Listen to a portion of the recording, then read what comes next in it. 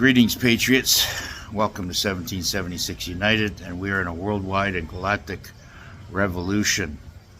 Now, I've been getting a lot of people asking me, when the EBS is happening, when the gesara is happening, when are we going to be getting some money? When are we going to get paid here? When the revaluations happen? Okay. All the countries out there, including United States, Commander Trump is cleaning out Washington because it is a hub center for not just corruption, but absolute satanic trafficking of all different matters. Okay? That has to be cleaned up. All countries have to have their countries cleaned up before they can revaluate, because right now they're devaluated. Okay, they're devaluated because there is the powers that are out there or were out there that now have been removed, and it clears the way for whatever's left inside that corrupt country to be cleaned out. So this is why they're working on Iraq so hard right now. And Sadani, working with the Trump administration, is cleaning up all the filthy corruption. Trump said, you have until the end of August to get this shit cleaned up, or we're going to come in and physically remove the corruption out of there. And that means these Iranian imams that are in there and sending their espionage spies in there and doing whatever they're doing to try to disrupt and stop and to slow down the revaluation of the dinar. The same with Vietnam. They have to clean it up. But there's some really, really good news. There's a list that's out there right now, and I just don't think the whole 209 countries are going to go at the same time. That's not what God wants.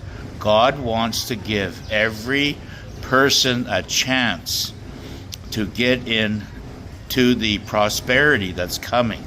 I believe that Iran or Iraq, maybe Iran,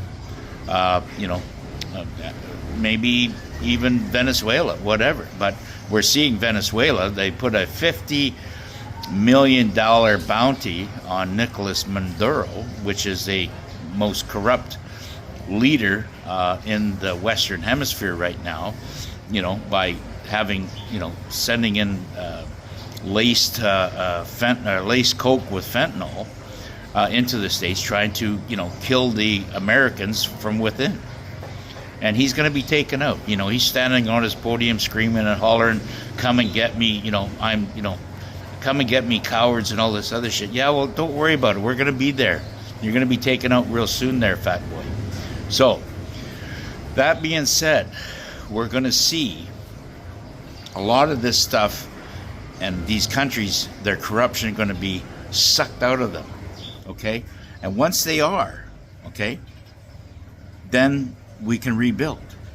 And I can explain, as a structural engineer, when I go in to do a property or build on a property, I have to make sure that the ground has been thoroughly cleared and dig down to make sure all the organic debris and dirt and crap is out of there before I can set my foundation to build this new building. And it's the same thing with all these countries. The countries are the same thing. Now, going back to this long list of 209 countries, all being revaluated with the currency being revaluated, and that's great, but I don't think it's all going to happen at once. I can't see it. How can they do that? Each country is going to have to come out of their corrupt state of affairs individually. Everybody's going to do it on their own time. Now, the ones that I think are going to go first, which are going to be cleaned up first, will be Iraq, Vietnam, and possibly Indonesia. Okay? Maybe a couple of other ones, but these countries right now have been coming onto the spectrum, coming onto the world stage as the front runners of these first basket revaluating currencies. Okay, so I've invested in Vietnamese dong. And that was my choice. Now, when I believe Vietnam is a sleeper of this currency, because they're in the business that they do, or even the corruption that they have, they take care of it internally. They do not spread it on the world news front. But from what I understand, what I see, what's going on under the shadows and behind the curtains, is they are internally cleaning up Vietnam, and they will be. I think they're almost ready to go even before Iraq, but I think they're going to wait till Iraq makes that move. Now, like I said, if I repeat it again, or said it before, I'll repeat it again. Trump has given Sudani till the end of August to get his corrupt Iranian emails and spy espionage bullshit cleaned up, okay? Because they're the ones that are still, putting fires on this revaluation of their Iraqi dinar, okay? So he's given them till the end of the month to do this. Now, when that happens, you're going to see Iraq, Vietnam, possibly Indonesian rupiah, and a couple of more be revaluated. Now, anybody that has invested in those particular currencies are going to take advantage of that and get their money revaluated, hopefully through a redemption center, right? It doesn't mean that all of them are going to go at the same time. And in fact, it can't happen that way, because this is not what God wants. God wants all the good people, no matter if they're awake or not. They have a good heart. And they're poor, but they still give. And, God watches over that.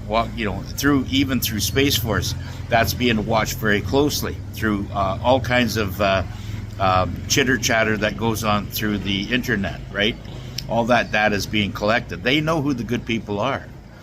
And they're going to give all those good people, poor or not, a chance to get into the game as far as having all the new monies revaluated.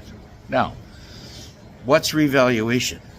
Well, devaluation was having money, all the monies on the currency, starting with the United States back in 1971, devaluated and going off the gold standard. Like they're not basing the value of their currency on the amount of assets they have in the ground. Okay? So all this is being changed, and the 13 and the Committee of 300 and all these other clowns are being taken out, and this influence by them is all being taken out. Now, there is currencies. All the currencies that are out there are going to be tied to the Ripple or the XRP.